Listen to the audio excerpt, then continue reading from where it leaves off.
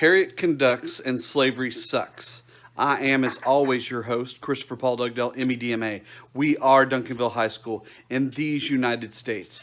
And today is November 9th, 2020. And on this date in history in 1938, so 82 years ago, was Kristallnacht, the night of broken glass, the night where the Germans legalized terrorism against the Jewish community. And hundreds were killed. Thousands of homes were destroyed. Hundreds of synagogues were raided. So, everyone have a good day and keep in mind the suffering of others.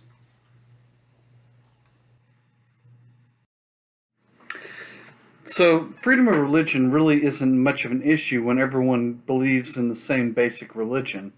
Well, actually, it really is, but the big challenge comes whenever people start to bring out different types of religion. And so deism is one of the new ones that are being presented this time.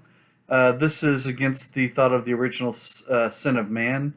They don't believe that Christ is part of God, but they do believe that there's some type of supreme being that created the universe with order. Okay? So they believe in a supreme being, but not necessarily the Christian God. Okay? And, you know, in almost a similar vein, you have the Unitarians, and this believes that God is one person, not a trinity. Kind of all the religions are one. If you look over to the left, you see Christianity, you see Islam, you see Judaism, you see Taoism, and basically all of them are similar to Unitarians. That salvation is done through good works, that people are naturally good, and this is something that attracts intellectuals. There's a limit to the amount that you actually have to believe in, and, you know, that's much more attractive to them. Now, you also have the creation of the Mormon Religion. This is done through Joseph Smith. Now, and if I've done this wrong, please let me know. According to the Mormon Religion, Joseph Smith was having a dream, and in that dream, Gabriel appeared to him and gave him these tablets with laws of God and new verses to the Bible. And he went and dug these up, wrote them down, and, you know, he started teaching about this new religion. One of the things from this religion was polygamy, and the community that they were in, I want to say in Oneida, kicked them out, and they were forced to move, and eventually they end up in Illinois, where he dies. At one point, he was almost killed. They started to nearly completely fall apart until Brigham Young on the right led them to Utah, and they start to establish a permanent colony there. Brigham Young, they create Salt Lake City. To me, one of the most forward-thinking cities in the world. All the streets were large enough so you could turn around a team of 6 horses in it, which, you know, is about a six lane road with a turning lane in the middle. So, and everything in Salt Lake City was built in grids. So Brigham Young kind of saves him. They start Brigham Young University in honor of him.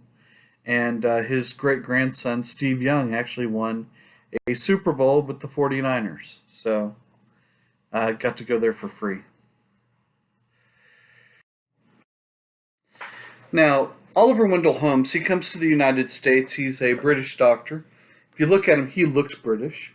He studies American medicine, and he looks at all the practices that are being done, and he says, you know, if you take all the practices that are being done, all the medicine, and you throw it in the sea, people would be healthier, but the fish would get sick and die. And that really is the truth for medicine of that time. It was so poorly practiced that, you know, the fact that people survived that time period is more a testament to how strong they are versus, versus the medicine.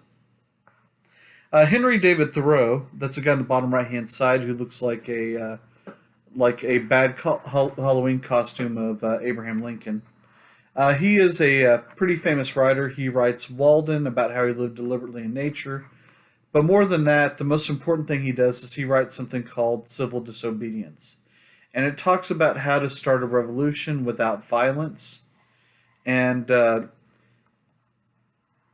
you can do nonviolent protest, where you can do hunger strikes, and as a way of changing the world. And this influences people like Mahatma Gandhi, Dr. Reverend Martin Luther King Jr., Cesar Chavez, Alice Paul. There's a long laundry list of people who see this and use that as a way to change the world. So, civil disobedience, Henry David Thoreau, that's why that's important. Okay, so the Cotton Kingdom, okay, this contributes to what's known as a peculiar institution or slavery. And so basically for 10 cents a day, you could feed one of your slaves. The slaves cost about $1,200, or in today's money, that's close to about right around $110,000 to $130,000. Okay, so these slaves were a very expensive investment, to say the least. And by the way, I'm not trying to put a cost on life. I mean, that's an appalling thing to do. But it's not like you could either go and buy a stick of gum or buy a person. It was a little bit more expensive than that, so still horrid. But yeah, I don't really have any way that makes any of that look better. There were 250,000 free African Americans in the South.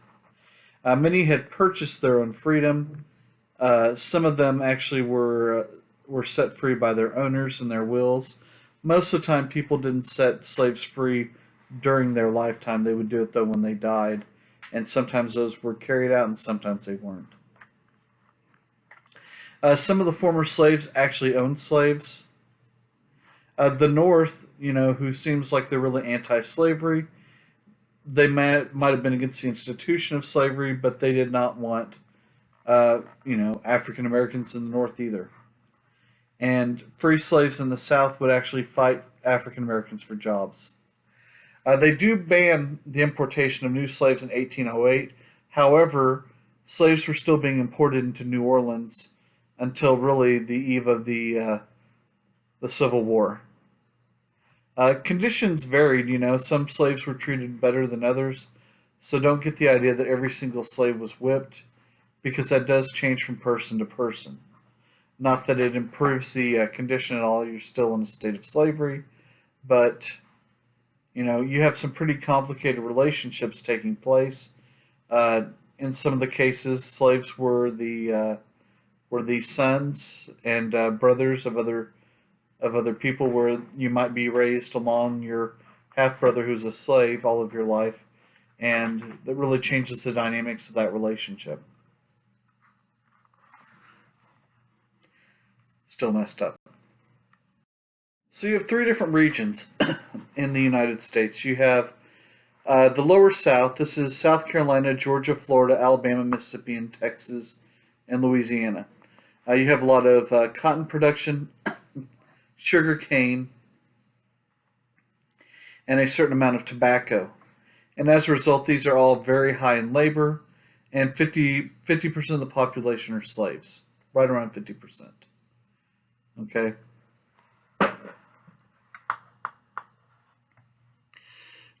So the Middle South, you have Virginia, North Carolina, Tennessee, and Arkansas. They have different types of agriculture, and there's large areas without slavery. So as you got closer to the north, there's less of a demand for slavery. And then you get up to the upper South, and this is Delaware, Maryland, Kentucky, and Missouri, the border states.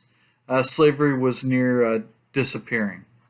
So if you look over at the charts to the left, you can see the highest concentration of slavery was really in Mississippi and South Carolina.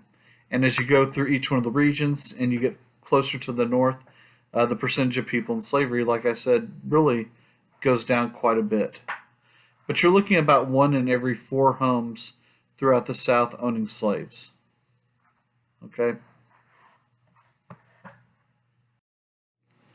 So you have slave codes, and this keeps slaves from owning property, from becoming literate, owning firearms, or testifying against a white person.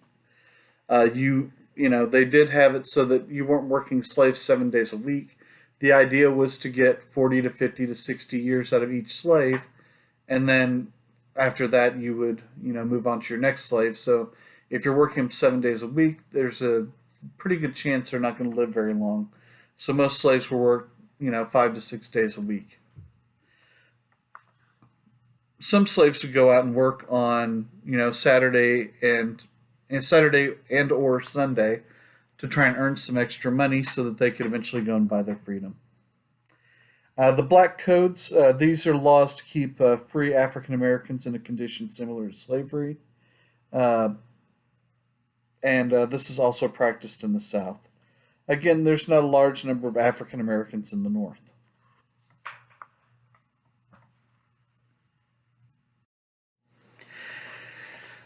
So, of these slave-owning populations in the United States, 2% of the slave owners own the majority of the slaves.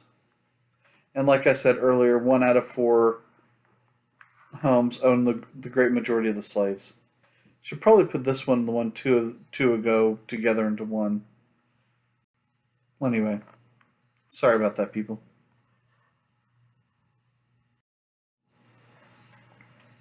So the defense of slavery. People in the South actually slept well at night because they felt that slavery was doing something better for the African population. Okay, they thought, number one, that slaves taught religion. So if you were an African American, you had a better life than the Africans because you had a chance at going to heaven. I think I've mentioned before that the Bible was used to support slavery. The story of Ham laughing at his father and being told that you're going to have to serve your brethren for the rest of your life, and that somehow he was black, and that was the punishment for laughing at his father and showing disrespect. John C. Calhoun actually said that slaves never lived so comfortably, and he gives a comparison of the story at the top, where on the left-hand side you have an African in their own country, and then the African in the Americas. In the picture on the left, you see someone sitting on a rock hunting, and there's so little food that right behind him you see the skeleton of a person who was probably sitting there too, who starved to death waiting for food to happen, for food to get there.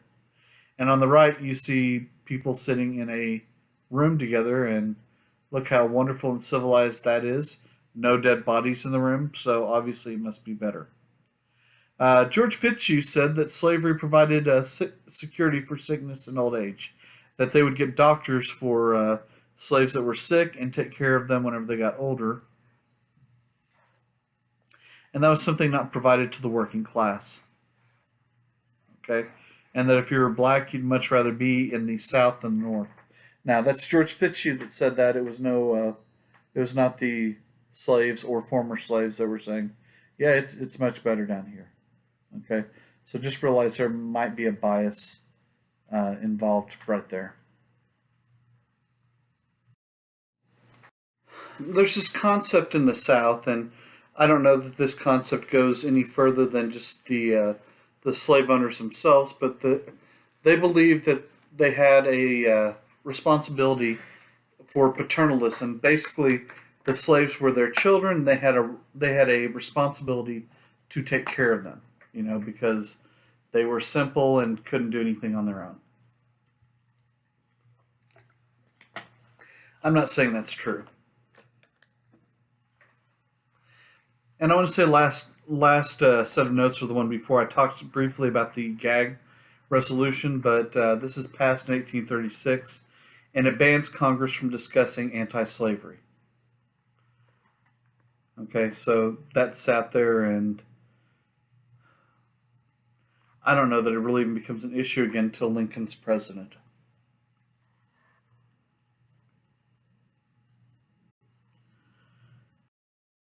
Okay, so the USS Creole. Slaves mutinied and landed in the Bahamas. Britain freed the slaves. they were slaves that had already been purchased by Americans. So uh, Daniel Webster negotiates a total of $110,000 to be paid to the slave owners for loss of their property. By the way, I'm not trying to make this seem well. Anyway, uh, so move to Nat Turner, and I don't know if anyone here has seen Birth of a Nation. And whenever I say Birth of a Nation, I'm not talking about D.W. Griffin's most racist film of all time, where he portrays the KKK saving the South from African Americans. This is from Nat Turner, who was an enslaved minister who started a slave rebellion that killed 57 of the white people that owned the slaves. He was arrested, and he and 17 others were hung.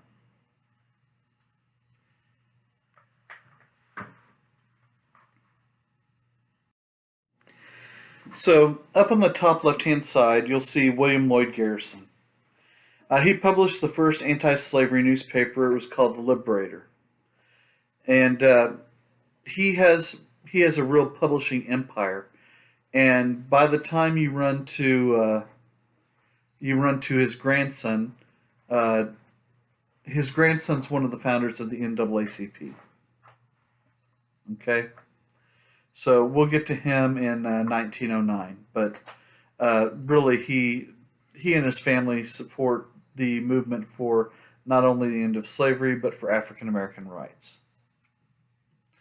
Now, Elijah Lovejoy, the guy at the bottom left-hand side who looks a lot like Nelson from The Simpsons, he has an anti-slavery newspaper also. But he also attacks Catholics and alcohol. And eventually he's murdered by a mob, but he does inspire a man by the name of John Brown, who, is part patriot and part insane person.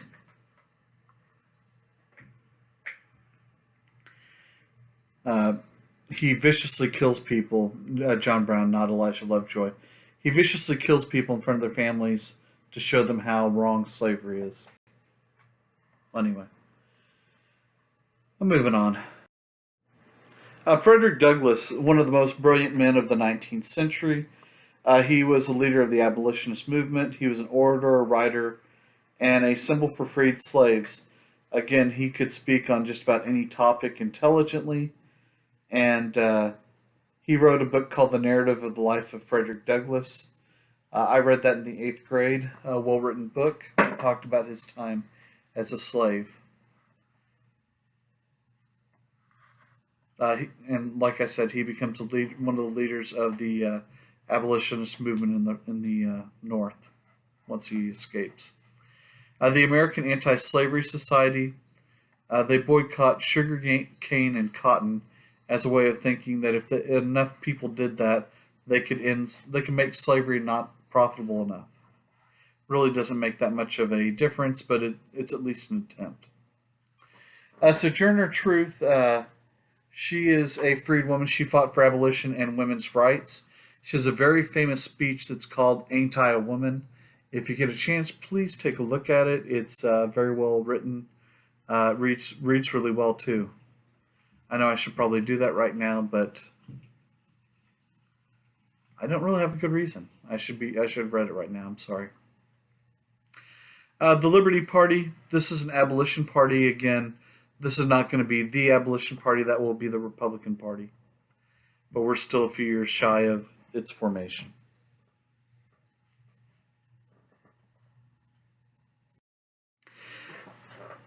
So let's go ahead and talk about the Underground Railroad.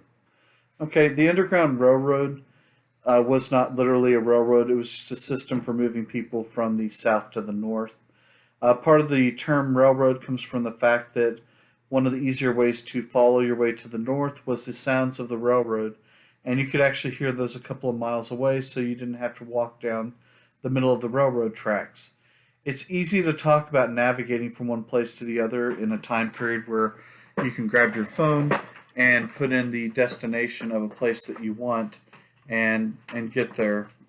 Okay, so during this time period, if you took and dropped someone in a field, or even if I did that to you right now without technology, and told you to head north. The problem is how many people can actually head north or know which direction north is. I've heard some people say they'd follow the sun, which is not really a good method for navigation. And I've heard different things. So traveling north and south was pretty difficult, but most of the time, if you could find a river and just follow against the current, you would move in some type of northerly direction.